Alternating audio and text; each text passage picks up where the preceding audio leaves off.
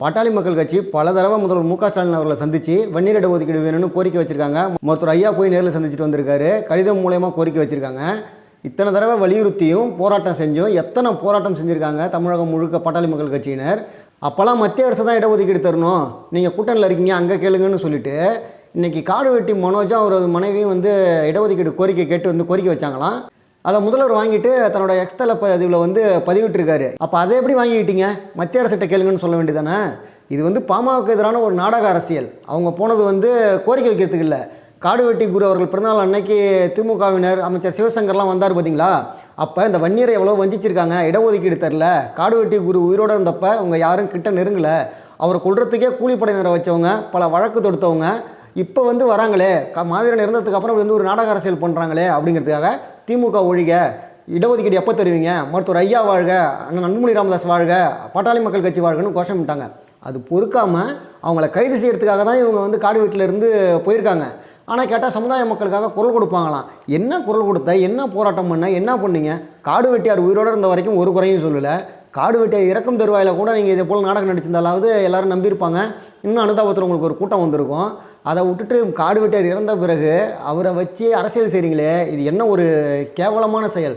மாவீரன் மேலே உள்ள மரியாதையால் எல்லாருமே உங்களுக்கு மரியாதை கொடுத்து அமைதியாக இருக்காங்க. ஆனால் நீங்கள் உங்கள்கிட்ட சண்டை வழக்க வச்சு பாட்டாளி மக்கள் கட்சியை மாவீரன் வீட்டிலே சண்டை வளர்த்துட்டாங்க, மாவீரன் வீட்டிலே இப்படி பண்ணிட்டாங்க அப்படின்னு சொல்ல வைக்கணுங்கிறதுக்காக பல சதி திட்டங்களை திட்டிகிட்டு இருக்கீங்க.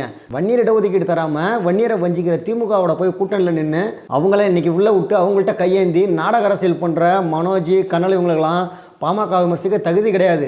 நீங்கள் என்ன ஒரு கூட்டம் போட்டாலும் அங்கே சேர்கிற கூட்டம் உங்கள் மஞ்சள் படை கூட்டமாக மட்டும் இருக்காது. மாவீரன்கிறவர் பாட்டாளி மக்கள் கட்சியால் உருவாக்கப்பட்டவர். மாவீரன் எல்லார் மனசுலையும் குடியிருக்காரு, தெய்வமாக வாழ்கிறாரு.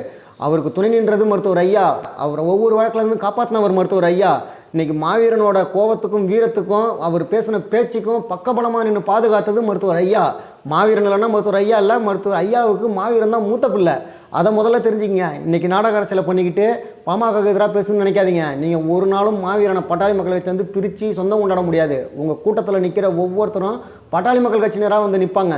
அங்கே வேணுனே திட்டமிட்டு சதி பண்ணிலாம் அனுப்பலை. இன்ன வரைக்கும் நம்ம வீட்டு பிள்ளை, பொறுமையாக இருப்போம், புரிஞ்சுப்பான் அப்படின்னு தான் மருத்துவர் ஐயா அன்புமணி ராமதாஸ் அவர்கள் வழிநடத்தி சொல்லி கொடுத்துட்டு வராங்க.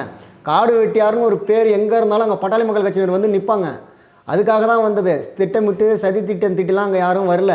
உங்கள் நாடக அரசியலை திமுக கூட சேர்ந்துட்டு பண்ணாதீங்க. அந்த கைது பண்ண 3 பேரை விடுதலை செய்யணும் அப்படின்னு மருத்துவர் ஐயா அன்புமணி ராமதாஸ் அவர்கள் கண்டனம் எடுத்திருக்காங்க. அவங்கள சட்ட ரீதியாக வெளியெடுக்க வழக்கறிஞர் பாலு அவர்கள் நடவடிக்கை எடுத்திருக்காரு. அங்கே கோஷமிட்டது அவங்களோட உணர்வின் வெளிப்பாடு. திமுக இவ்வளோ ஒரு கேவலமான செயலை செஞ்சுட்டு நம்ம மாவீரன் இருக்கிறாங்களே அப்படிங்கிற கோபத்தில் கோஷமிட்டது தான். அதுக்காக அன்புமணி, சிங்காரவேலன், சீனு அப்படிங்கிற 3 பேரை கைது செஞ்சுருக்காங்க.